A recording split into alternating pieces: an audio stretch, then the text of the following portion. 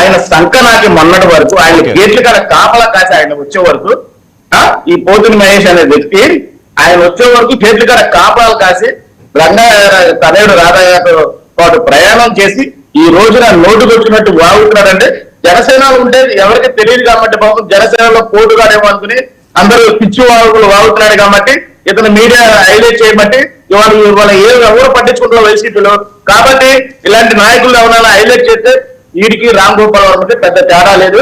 వీడి బతుకంతా నాకు తెలుసు. నేను ఇలా అంటాను కదా వర్మ గారు, ఈ కేబిఎన్ కాలేజీలో పనిచేసి 5,000 చేయడానికి ఇతను ఎందుకు తీసేశారు కేబిఎన్ కాలేజీలో, ఇతను చరిత్ర అంతా ఇతను బాబుతో నాకు తెలుసు.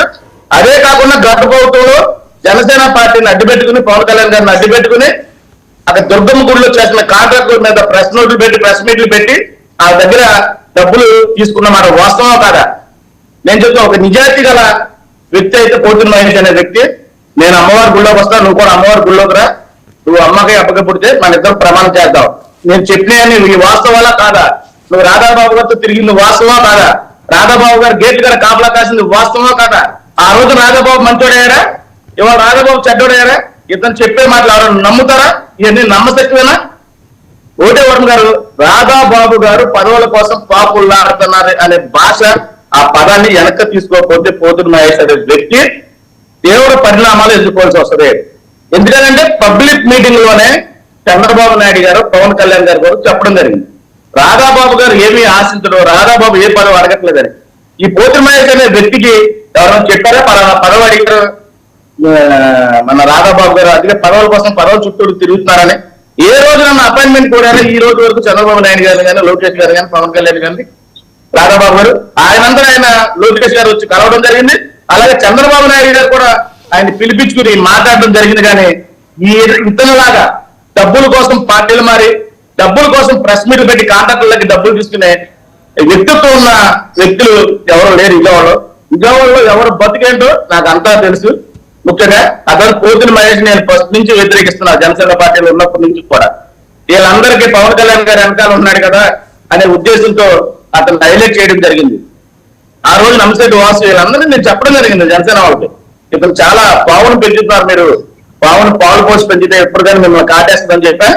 100% అతను అలాగే చేశాడు. ఎలక్షన్ టైంలో ఇతనికి పదవి మీద ఆశ లేదండి, పవన్ కళ్యాణ్ గారి మీద ఆశ ఉంది, పవన్ కళ్యాణ్ గారి మీద అభిమానం ఉంది.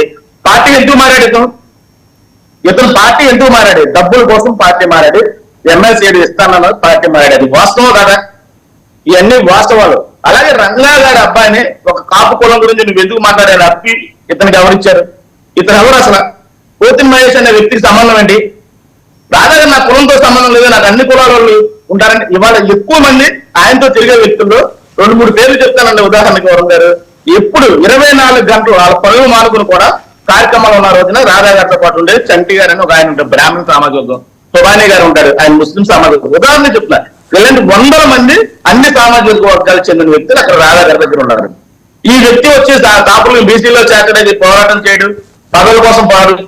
ఇతనికి తెలియని విషయాలు ఏంటంటే నిజాలు చాలా ఉన్నాయండి. 2004లో ఎమ్మెల్యే అయిన తర్వాత రాధాబాబు గారు కదా కృష్ణలంకలో పట్టాలు ఇచ్చింది, అది గుర్తున్నా? రాజశేఖర రెడ్డి గారు ఆ గొడవ నువ్వు చేయొద్దు, ఆ ఇళ్ల పట్టాల గురించి నువ్వు మానే అని సీఎం రేంజ్ లో ఉండి అతన్ని రాజశేఖర రెడ్డి గారు పిలిపించుకున్న రాధాబాబు గారిని అడిగి 253 కోట్లు ఆ రోజు ఇల్లు చేసే సైట్ మీకు ఇస్తున్నాను, ఈ స్థలం గురించి మానేమంటే 250 కోట్లు కూడా ఎంట్రుగ ముక్కుతో సమానంగా చూసిన వ్యక్తి వంగవీటి రాధాబాబు గారు. అది నీకు తెలుసా? అలాంటివన్నీ నీకు తెలుసా? అప్పుడు నువ్వు రాజకీయాల్లో ఉన్నావా? ఓకే, నువ్వు రాజకీయాల్లో ఉండవు. అప్పుడు నువ్వు కుల సంఘాల్లో ఉన్నావు. అప్పుడు కుల సంఘాల్లో ఉండి బీసీ కులాన్ని అడ్డు పెట్టుకుని నువ్వు చేసిన బాగోతలన్నీ ఉన్నాయి. నీకు దమ్ము ధైర్యం ఉంటే 1 to 1 మాట్లాడటానికి నేను నీతో రెడీగా ఉన్నా.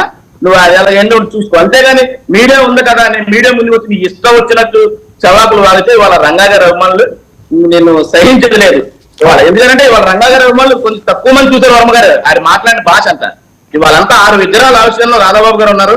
మేము కూడా ఇక్కడ లోకల్ అన్ని కార్యక్రమాలను ఇప్పుడు అన్నదానం జరుగుతుంది. ఈ డెబిట్ కావాలని దీనికోసం నేను రావడం జరిగింది, గంట పర్మిషన్ తీసుకుని. మాకు అన్నదాన కార్యక్రమాలు జరుగుతుంది. అలాంటి రంగా గారి కోసం కులం గురించి రంగా గారు చేశారా? ఈ సన్నాసి విజయవాడలో పుట్టి విజయవాడలో పెరిగితే ఒక చెప్పులు కుట్టే ఆదంని, ఒక రిక్షా కార్మికుడిని, తారీఖ్ క్లీనర్ని, డ్రైవర్ని కార్పొరేటర్ చేసిన ఘనత వంగవీటి మోహన్ రంగా గారండి. 40 సంవత్సరాల ముందే సామాజిక న్యాయం లేకపోతే అందరూ సామాజిక న్యాయం పాటించి అందరికీ అధికారం దక్కాలని చూసిన మహోన్నతమైన వ్యక్తి వంగవీటి రంగా గారు. అలాంటి ఆయన కడుపును పుట్టిన వంగవీటి రాధాకృష్ణ గారిని నువ్వు